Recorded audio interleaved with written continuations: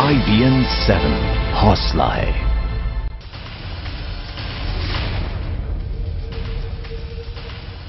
नमस्कार, स्वागत है आप सभी का IBN 7 में। मैं हूं आपके साथ किटी बहल। नमस्कार, आपके साथ मैं हूं तेजस्वी चंडोक नैयर। हम लेकर आए हैं हमारा खास बुलेटिन सारा देश 100 खबरें, जिसमें होंगी देश और दुनिया की 100 बड़ी खबरें अगले आधे घंटे में। तो जान लीजिए देश दुनिया का हाल। आइए शुरुआत करते हैं सारा देश 100 खबरों की। पाकिस्तान ने सीजफायर तोड़ते हुए गुरुवार रात जम्मू कश्मीर के अरनिया सेक्टर में भारी गोलीबारी की। पाकिस्तान की ओर से हो रही फायरिंग में 2 नागरिक घायल भी हो गए हैं। सुरक्षा बलों की ओर से मिली जानकारी के मुताबिक पहले पाकिस्तान की ओर से छोटे हथियारों से गोलीबारी की जा रही थी। बाद में भारी हथियारों से फायरिंग की गई। पाक सीमा की ओर से हो रही फायरिंग में 2 भारतीय गांवों को निशाना बनाया गया। बीएसएफ के जवान भी इस फायरिंग का जवाब दे रहे हैं। पाकिस्तानी रेंजर्स ने आरसपुरा और अरनिया सेक्टर में करीब रात 9 बजे बॉर्डर आउटपोस्ट को निशाना बनाकर गोलीबारी की। कश्मीर में अलगाववादी नेताओं ने एक बार फिर देश में नफरत का बीज बोया है। त्राल मुठभेड़ में मारे गए आतंकियों आबिद और सिराज को अलगाववादी संगठन ऑल पार्टी हुर्रियत कॉन्फ्रेंस ने शहीद ठहराया। संगठन के अध्यक्ष सैयद अली शाह गिलानी ने कहा कि आज नहीं तो कल भारत को जमीनी हकीकत को स्वीकारते हुए कश्मीर के प्रति अपना रवैया बदलना होगा। उन्होंने कहा, बंदूक उठाने वाले नौजवानों ने शौक से यह रास्ता नहीं चुना है। बता दें कि आबिद और सिराज ने आत्मसमर्पण का धोखा देकर कर्नल एमएन राय को बुलाया और उन पर गोलियों की बौछार कर दी, लेकिन कर्नल राय ने शहीद होने से पहले इन दोनों को मार गिराया। इससे पहले पुलवामा के त्राल में आतंकियों से मुठभेड़ के दौरान शहीद हुए कर्नल एमएन राय को गुरुवार को आखिरी विदाई दी गई। शहीद कर्नल एमएन राय का अंतिम संस्कार पूरे राजकीय सम्मान के साथ दिल्ली कैंप में किया गया। शहीद को अंतिम सलामी देने के लिए बड़ी संख्या में लोग और सेना के अधिकारी मौजूद थे। सेनाध्यक्ष दलबीर सिंह सुहाग ने भी शहीद को सलामी दी। शहीद कर्नल राय की अंतिम विदाई के समय उनकी बहादुर बेटी ने खुद उन्हें सलामी दी। पिता के ना रहने पर आंखों से जोर आंसू बह रहे थे, लेकिन बहादुर बेटी को अपने पिता की शहादत पर गर्व था। दिल्ली चुनाव की तैयारियों के बीच आज कई दिग्गज मैदान में उतरेंगे। बीजेपी अध्यक्ष अमित शाह दिल्ली के उत्तम नगर और जनकपुरी इलाके में रैली करेंगे, तो सुषमा स्वराज दिल्ली के बदरपुर, गांधीनगर, लक्ष्मीनगर और त्रिलोकपुर इलाके में जनता को संबोधित करेंगी। बीजेपी की सीएम उम्मीदवार किरण बेदी दिल्ली के जंगपुरा, ओखला, पालम, अंबेडकर नगर, महरौली, छतरपुर में रैली करेंगी। वहीं स्मृति ईरानी दिल्ली के वजीरपुर, करोलबाग और मोतीनगर में रैली करेंगी। इसके अलावा नवजोत सिंह सिद्धू दिल्ली के तिलक नगर, बादली, बुराड़ी, आदर्श नगर और तिमारपुर में जनसभा करेंगे। गुरुवार को अमित शाह ने दिल्ली बीजेपी दफ्तर पर चुनाव प्रबंध समिति की कोर ग्रुप की बैठक बुलाई। बैठक में रामलाल, अनंत कुमार, जेपी नड्डा, सतीश उपाध्याय और निर्मला सीतारमण जैसे पार्टी के वरिष्ठ नेता मौजूद थे।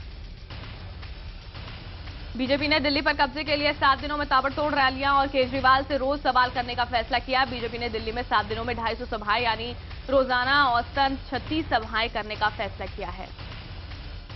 बीजेपी के लिए 7 दिनों में 120 सांसद प्रचार करेंगे। केंद्रीय मंत्रियों को हर रोज मीडिया से बात करने की जिम्मेदारी सौंपी गई है। यही नहीं, आम आदमी पार्टी के संयोजक अरविंद केजरीवाल से रोजाना 5 सवाल पूछे जाएंगे।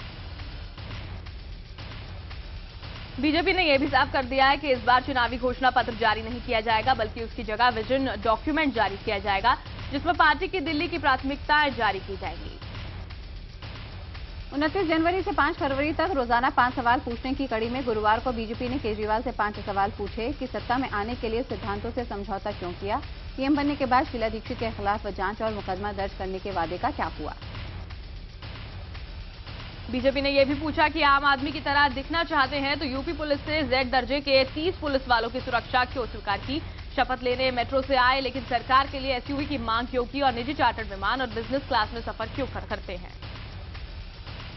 दिल्ली चुनावों में फतह के लिए भी प्रधानमंत्री नरेंद्र मोदी बीजेपी के स्टार प्रचारक होंगे। पार्टी ने पीएम की रैलियों का कार्यक्रम तय कर दिया है। दिल्ली में पीएम मोदी 4 रैलियां करेंगे। 31 जनवरी को पीएम कड़कड़डूमा में रैली करेंगे, तो 1 फरवरी को द्वारका में रैली होगी। 2 फरवरी को पीएम मोदी रोहिणी में जनता को संबोधित करेंगे, तो कानपुर में चौथी रैली करेंगे। दिल्ली चुनावों में बीजेपी की सीएम उम्मीदवार किरण बेदी धुआंधार प्रचार करने में लगी हैं। किरण बेदी ने पतपड़गंज में पार्टी के प्रत्याशी विनोद कुमार बिन्नी के समर्थन में प्रचार किया। मानव संसाधन एवं विकास मंत्री स्मृति ईरानी ने दिल्ली की शकूर बस्ती में चुनावी सभा को संबोधित किया। बीजेपी आलाकमान की तरफ से निर्देश दिया गया है कि 7 फरवरी को होने वाले मतदान से पहले ज्यादा से ज्यादा सभाएं कर जनता की तक पार्टी की आवाज पहुंचाई जाए। दिल्ली विधानसभा चुनाव के लिए प्रचार करते हुए कांग्रेस उपाध्यक्ष राहुल गांधी ने मोदी सरकार की नीतियों की जमकर खिल्ली उड़ाई। राहुल ने कहा कि 8 महीने में मोदी सरकार ने कोई काम नहीं किया। आम आदमी पार्टी के नेता गुल नाग आज सुबह 11 बजे मुनीरका से आरके पुरम तक बाइक रैली करेंगे, जिसके बाद शाम को 6:30 बजे पूर्वी दिल्ली के कृष्णानगर विधानसभा क्षेत्र में जनसभा को संबोधित करेंगे। पार्टी नेता और सांसद भगवंत मान बाबरपुर में रैली करेंगे। फर्जी वोटर लिस्ट और वोटर आईडी कार्ड के खुलासे पर दिल्ली के मुख्य निर्वाचन अधिकारी कार्रवाई करने के बजाय उल्टा मामले का खुलासा करने वाले रिपोर्टर पर भड़क गए। दिल्ली के मुख्य निर्वाचन अधिकारी चंद्रभूषण ने यहां तक कह दिया कि फर्जी वोटर के खुलासे का कोई फर्क नहीं पड़ता और अब दिल्ली के मुख्य चुनाव अधिकारी का कार्यालय इस मामले में कुछ नहीं कर सकता। मेक इन इंडिया कैंपेन के बाद अब मोदी सरकार ने रीड इंडिया कैंपेन को शुरू करने की तैयारी कर दी है। सूत्रों का कहना है कि सरकार इस कैंपेन की शुरुआत 14 फरवरी से कर सकती है। इस कैंपेन के तहत पूरे देश में लाइब्रेरी खोली जाएगी। संभावना जताई जा रही है जिन गांवों को सांसदों ने सांसद आदर्श ग्राम योजना के तहत गोद लिया है उनमें भी स्टडी सेंटर खोले जाएंगे ताकि लोगों को आसानी से किताबें पढ़ने को मिल जाए। इस प्रोजेक्ट को मानव संसाधन मंत्रालय के नेतृत्व में शुरू किया जाएगा। हालांकि अभी तय नहीं हुआ है कि इसके लिए फंड कहां से आएगा। 20 साल बाद एक मंच पर आकर दोस्ती की कस्में खाने वाले बिहार के 2 पूर्व मुख्यमंत्री लालू और नीतीश के बीच फिर से दरार बढ़ती दिखाई दे रही है। नीतीश कुमार शुक्रवार को दिल्ली में विलय को लेकर होने वाली मीटिंग में शामिल नहीं होंगे।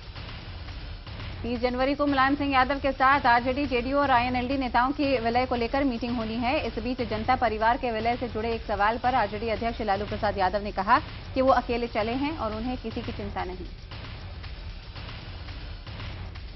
जेडीयू में डिनर के बहाने राजनीति का सिलसिला थमने का नाम नहीं ले रहा है। देर रात फिर जेडीयू विधायक अरुण मांझी के यहां गृह प्रवेश के बहाने सिर्फ दलित विधायक और मंत्रियों का जमघट लगा।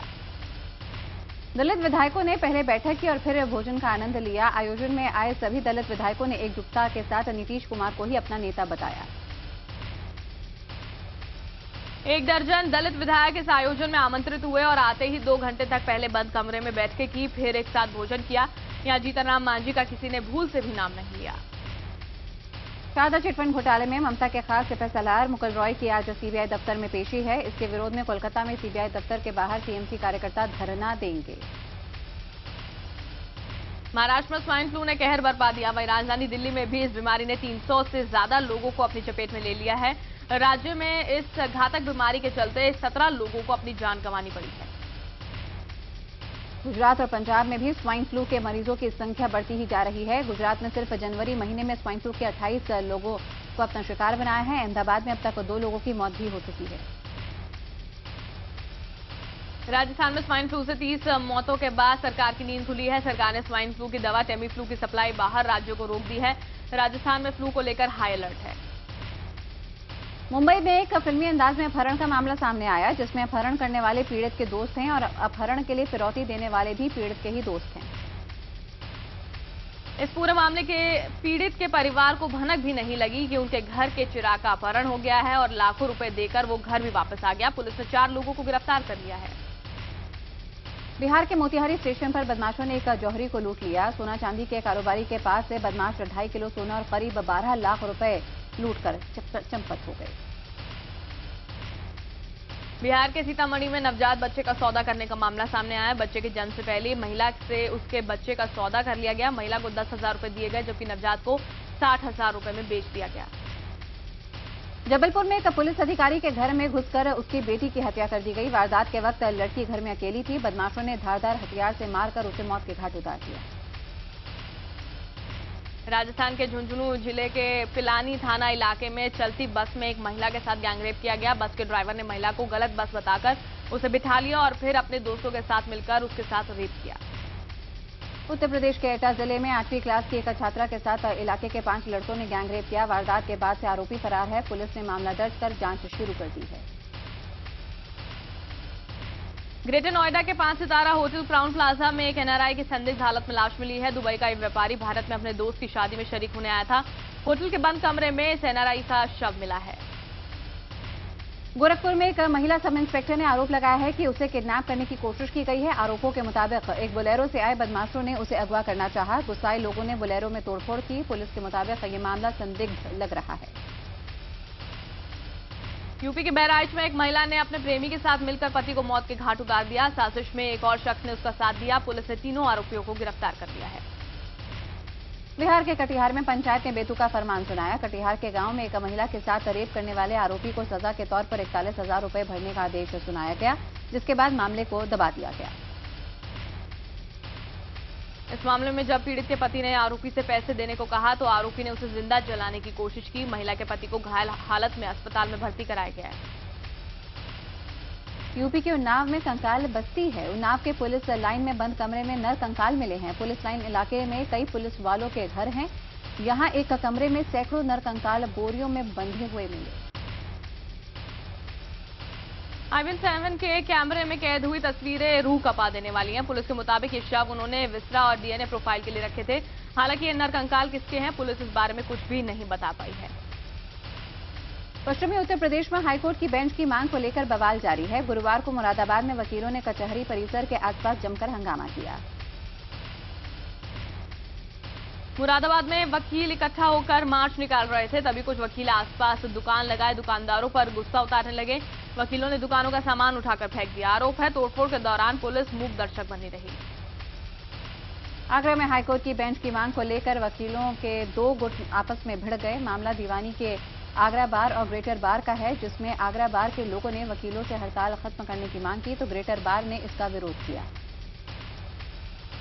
देखते ही देखते वकीलों का यह विरोध मारपीट में बदल गया। दोनों तरफ से जमकर लात घूंसे चले। हंगामे को देखते हुए पुलिस बल की तैनाती करनी पड़ी। पटना में छात्र संघ चुनाव कराने और सेनेट में छात्र संघ के सदस्यों को शामिल नहीं किए जाने का विरोध करना छात्रों को भारी पड़ा। विरोध प्रदर्शन कर रहे छात्रों को पुलिस ने दौड़ा दौड़ा कर पीटा। दरअसल पटना यूनिवर्सिटी की सालाना होने वाली सीनेट की बैठक के दौरान बड़ी संख्या में छात्र संगठन के सदस्य यूनिवर्सिटी गेट पर जमा हो गए। छात्रों को हटाने पहुंची पुलिस के साथ छात्रों की झड़प हो गई, जिसके बाद पुलिस ने लाठियां भांजी।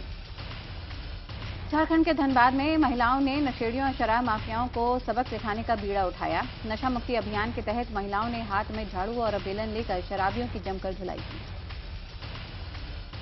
मध्य प्रदेश के राजगढ़ जिले में पशु चिकित्सा विभाग के एक कर्मचारी ने आग लगाकर खुदकुशी कर ली। बताया जा रहा है कर्मचारी ने एक बैल का इलाज किया था और बाद में उसकी मौत हो गई। इसके बाद बैल के मालिक ने कर्मचारी से मुआवजे के लिए दबाव बनाना शुरू कर दिया था। मेहंदीपुर बालाजी में चोरों की करतूत सीसीटीवी में कैद हो गई है। यहां एक दुकान में घुसे 3 युवकों ने चकमा देकर 5,000 रुपए और एक कीमती टैबलेट चुरा लिया। पुलिस चोरों की तलाश कर रही है। आज महात्मा गांधी की 67वीं पुण्यतिथि है। दिल्ली के राजघाट पर आज तमाम नेता बापू को श्रद्धांजलि देंगे। 30 जनवरी 1948 को नाथूराम गोडसे ने महात्मा गांधी की गोली मारकर हत्या कर दी थी।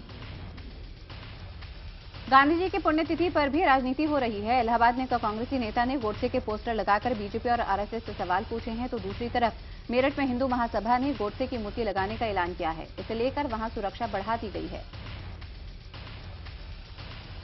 ग्रेटर नोएडा के कृष्णा लाइफलाइन अस्पताल में आग लगने से एक नवजात बुरी तरह झुलस गया। अस्पताल में शॉर्ट सर्किट की वजह से आग लगी और देखते ही देखते यहां भर्ती एक नवजात आग से घिर गया। गोरखा नेशनल लिबरेशन फ्रंट के प्रमुख सुभाष ही सिंह का दिल्ली के गंगाराम अस्पताल में निधन हो गया। वे 79 साल के थे और अस्पताल के सूत्रों का कहना है कि उनके लिवर में काम करना बंद कर दिया था। ही सिंह को 5 दिन पहले अस्पताल में भर्ती कराया गया था। उन्हें 2 महीने पहले भी इसी बीमारी के चलते अस्पताल में भर्ती कराना पड़ा था। ही सिंह ने 1980 में जीएनएलएफ की स्थापना की थी। जीएनएलएफ का मकसद उत्तरी बंगाल में गोरखालैंड आंदोलन को धार देना था। घी सिंह ने 80 के दशक में दार्जिलिंग हिल्स को अलग राज्य बनाने की मांग को लेकर आंदोलन शुरू किया था। घी सिंह के पार्थिव शरीर को अंतिम संस्कार के लिए पश्चिम बंगाल के सिलीगुड़ी ले जाया जाएगा। राजस्थान के पाली जिले में एक बस और एक गाड़ी की टक्कर में 6 लोगों की मौत हो गई, जबकि 1 दर्जन से ज्यादा लोग घायल हुए हैं। घायलों में से 4 की हालत नाजुक है। जालौन में बारातियों से भरी एक बस बेकाबू होकर पलट गई, जिसमें करीब 20 लोग घायल हो गए। बताया जा रहा है कि तेज रफ्तार से जा रही बस अचानक अनियंत्रित हो गई और एक गड्ढे में जा गिरी। पश्चिम बंगाल के हावड़ा स्टेशन पर एक आरपीएफ जवान पर एक शख्स को पीटने के गंभीर आरोप लगे हैं। पीड़ित शख्स विकलांग है और दिल्ली का रहने वाला है। यह शख्स कोलकाता गंगा सागर मेला में घूमने गया था। रश्मदीदों के मुताबिक आरपीएफ के जवान स्टेशन परिसर से लोगों को हटा रहे थे। उसी वक्त एक विकलांग शख्स ने वहां से हटने में देरी की। इसके बाद आरपीएफ के जवान ने जमकर उस शख्स की पिटाई कर दी, जिससे वो गंभीर रूप से घायल हो गया। गणतंत्र दिवस कार्यक्रम के समापन का प्रतीक बीटिंग रिट्रीट समारोह पूरी शान के साथ आयोजित हुआ। दिल्ली में विजय चौक पर हुए बीटिंग रिट्रीट समारोह में तीनों सेनाओं के बैंड्स ने अपना हुनर दिखाया। इस बार 35 बैंड इस समारोह में शामिल हुए। राष्ट्रपति प्रणब मुखर्जी पारंपरिक रूप से शाही बग्घी में सवार होकर विजय चौक पहुंचे। इससे पहले प्रधानमंत्री नरेंद्र मोदी समेत देश के सभी बड़े राजनेता समारोह में पहुंच गए थे। बांग्लादेश का एक जहाज गुरुवार को बंगाल की खाड़ी में डूब गया। इस पर 100 से ज्यादा लोग सवार थे। पुलिस ने दावा किया गैर कानूनी तरीके से ये लोग मलेशिया जा रहे थे। ये जहाज बांग्लादेशी द्वीप कुतुबदिया के नजदीक डूब गया। स्थानीय मीडिया रिपोर्ट के मुताबिक अभी तक 36 लोगों को द्वीप के रहने वालों के तटरक्षकों और पुलिस की मदद से बचा लिया गया है। बचाए गए यात्रियों ने कहा है कि वे मलेशिया जाने के लिए बुधवार रात को चटगांव के मजहर घाट पर पोत में सवार हुए थे। अमेरिका के उत्तरी पूर्वी क्षेत्र में पिछले 3 दिनों से हो रही भारी बर्फबारी से जनजीवन काफी प्रभावित हुआ है। बर्फीले तूफान से बॉस्टन, न्यू इंग्लैंड, मैसेच्यूसेट्स और कैलिफोर्निया सबसे ज्यादा प्रभावित हुआ है। लोगों को पानी और बिजली संकट की समस्या का सामना करना पड़ रहा है। और यहाँ पे रुकते हैं कुछ पलों के लिए। ब्रेक के बाद कुछ और खबरें आपके लिए। सारा देश 100 खबरें।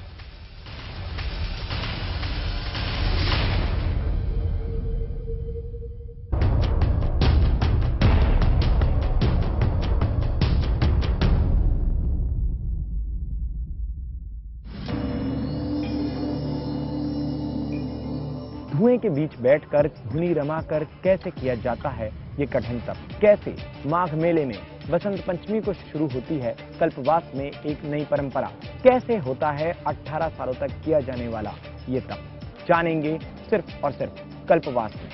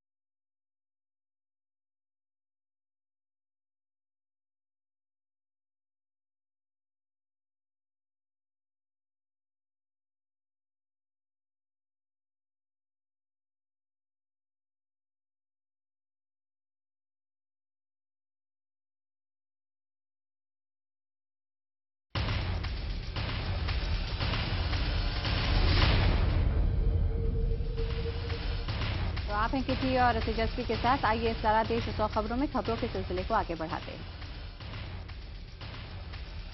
भारत और इंग्लैंड के बीच ट्राई सीरीज का आखिरी लीग मुकाबला आज खेला जाएगा। दोनों ही टीमों के लिए ये मैच बेहद अहम है। जो भी टीम यहां जीतेगी वो फाइनल में पहुंच जाएगी। ऑस्ट्रेलियाई टीम पहले ही फाइनल में पहुंच चुकी है। पर्थ में इंग्लैंड की टीम ने 13 मुकाबले खेले हैं, जिनमें से 9 जीते हैं और 4 में हार का सामना करना पड़ा है। वहीं भारतीय टीम ने इस मैदान पर कुल 10 मुकाबले खेले हैं, जिनमें 4 में जीत और 5 में हार का मुंह देखना पड़ा है। 2011 वर्ल्ड कप फाइनल और अन्य आईसीसी टूर्नामेंट्स की तर्ज पर वर्ल्ड कप 2015 के फाइनल का फैसला सुपर ओवर के जरिए कराने का फैसला जारी रखा है। आईसीसी के मुताबिक टाई की सीरीज में स्थिति में यही विजेता को चुनने का सबसे कारगर उपाय है।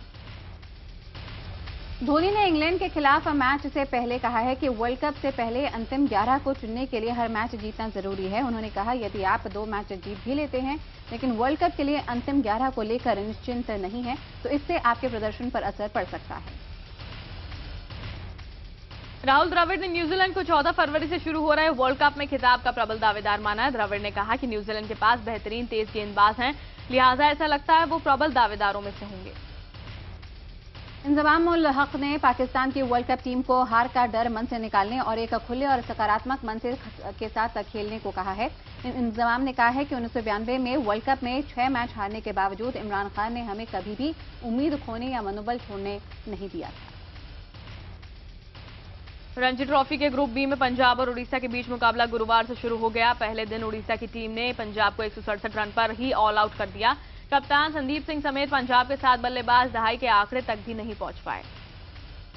दक्षिण अफ्रीका ने वेस्टइंडीज के खिलाफ वनडे सीरीज का आखिरी मुकाबला भी जीत लिया। दक्षिण अफ्रीकी टीम ने 5 विकेट के नुकसान पर 361 रन का विशाल स्कोर खड़ा किया। जवाब में उतरी वेस्टइंडीज की टीम 38वें ओवर में 230 रन पर ही ऑल आउट हो गई। श्रीलंका ने न्यूजीलैंड के खिलाफ वेलिंगटन में खेला गया वनडे मैच जीत लिया। टॉस जीतकर पहले बल्लेबाजी करने उतरी श्रीलंकाई टीम ने 287 रन का स्कोर खड़ा किया, लेकिन मेजबान न्यूजीलैंड टीम 46वें ओवर में 253 रन पर सिमट गई। 2016 टी20 वर्ल्ड कप के आयोजन की तारीखों का ऐलान हो चुका है। ये टूर्नामेंट 11 मार्च से 3 अप्रैल 2016 तक भारत में खेला जाएगा। भारत सिर्फ एक बार टी20 वर्ल्ड कप का चैंपियन रहा है। आईपीएल स्पॉट फिक्सिंग मामले में उठे तमाम विवादों के बीच सीजन 8 की तैयारियां शुरू हो गई हैं। 16 फरवरी को बेंगलुरु में खिलाड़ियों की नीलामी होगी। युवराज सिंह, केविन पीटरसन और माइकल हसी जैसे खिलाड़ियों पर नीलामी में सभी की नजरें होंगी। आईसीसी ने स्पॉट फिक्सिंग के आरोप में प्रतिबंध झेल रहे पाकिस्तान के तेज गेंदबाज मोहम्मद आमिर को घरेलू क्रिकेट खेलने की अनुमति दे दी है। 2010 में पाकिस्तान के इंग्लैंड दौरे में आमिर, सलमान बट और मोहम्मद आसिफ के साथ स्पॉट फिक्सिंग में पकड़े गए थे। खेल मंत्रालय ने खिलाड़ियों को मिलने वाली पुरस्कार राशि बढ़ा दी है। अब ओलंपिक में स्वर्ण पदक जीतने वाले खिलाड़ियों को सरकार की ओर से 75 लाख, रजत जीतने वालों को 50 और कांस्य जीतने वालों को 30 लाख रुपए का पुरस्कार दिया जाएगा। वर्ल्ड नंबर 1 सेरेना विलियम्स महिला सिंगल्स के फाइनल में पहुंच गई हैं। सेरेना ने सेमीफाइनल में अपने ही देश के मैडिसन को सीधे सेटों में हरा दिया। सेरेना छठी बार ऑस्ट्रेलियन ओपन के फाइनल में पहुंची हैं, जहां उनका मुकाबला अब वर्ल्ड नंबर 2 मारिया शारापोवा से होगा। वर्ल्ड नंबर 2 महिला टेनिस खिलाड़ी मारिया शारापोवा ऑस्ट्रेलियन ओपन के फाइनल में पहुंच गई हैं। रूसी खिलाड़ी शारापोवा ने सेमीफाइनल में उन्हीं के देश की मकारोवा को 6-3, 6-2 से हराकर फाइनल में जगह पक्की कर ली। ऋतिक रोशन इन दिनों गुजरात के भुज में अपनी फिल्म मोहनजोदाड़ो की शूटिंग में व्यस्त हैं। इस फिल्म में अभिनेत्री पूजा हेगड़े भी नजर आएंगी। फिल्म का निर्देशन आशुतोष गोवारेकर कर रहे हैं। शाहरुख खान की फिल्म फैन के सेट पर अचानक रणवीर सिंह पहुंचे। रणवीर सीधे डायरेक्टर मनीष शर्मा से जाकर मिले। उन्होंने शाहरुख से बात नहीं की। अक्षय कुमार का कहना है कि उनकी superhit film oh my God Aamir Khan की फिल्म पीके से काफी अलग है। अक्षय ने कहा कि ओ माय गॉड की सीक्वल बनाने की योजना है। रोहित शेट्टी की अगली फिल्म में कटरीना कैफ एक बार फिर शाहरुख खान के साथ रोमांस करती नजर आएंगी। इससे पहले कटरीना और शाहरुख यशराज की फिल्म जब तक है जान में साथ दिखे थे। अनुराग कश्यप की फिल्म बॉम्बे वेलवेट में अनुष्का ने एक सीक्वेंस के लिए 35 किलो की एक ड्रेस पहनी है। इस फिल्म में पहली बार रणवीर और अनुष्का एक साथ नजर आएंगे। बॉम्बे वेलवेट 15 मई को रिलीज हो रही है। आयुष्मान खुराना की फिल्म हवाईजादे आज रिलीज हो रही है। फिल्म को रिलीज से पहले ही उत्तर प्रदेश में टैक्स फ्री कर दिया गया। ये फिल्म 1895 के दौर पर बनाई गई है और शिवकर तलपड़े के जीवन से प्रेरित कहानी है, जिन्होंने पहला मानव रहित विमान बनाया था। निर्देशक सुधीर मिश्रा देवदास पर आधारित फिल्म बनाने की तैयारी कर रहे हैं। सुनने में आया है कि सुधीर की ये फिल्म देवदास पर बनी बाकी फिल्मों से अलग होगी। फिलहाल फिल्म का नाम और देवदास रखा गया है। सनी लियोनी को एक ऑनलाइन रियलिटी टैलेंट शो की मेंटर के तौर पर चुना गया। इस शो में सनी कंटेस्टेंट्स को बताएंगी कि उन्हें क्या और कैसे शूट करना चाहिए। सनी शो में कंटेस्टेंट्स को इंटरनेट पर पॉपुलर होने के टिप्स भी देंगी। सनी लियोनी एक बार फिर से बड़े पर्दे पर दिखाई देंगी। खबरों के मुताबिक निर्माता एकता कपूर सनी लियोनी को लेकर XXX नाम की फिल्म बनाने जा रही हैं। इसका निर्देशन सुजॉय घोष करेंगे। अभिनेत्री दिया मिर्जा अब निर्देशन की दुनिया में कदम रखने वाली हैं। खबरों की माने तो दिया अपने प्रोडक्शन बैनर के तले फिल्म का निर्देशन करेंगी, जिसमें नए चेहरों को कास्ट किया जाएगा। और अभी वक्त एक ब्रेक का। ब्रेक के बाद देखिए हमारे साथ सारा देश 50 खबरें।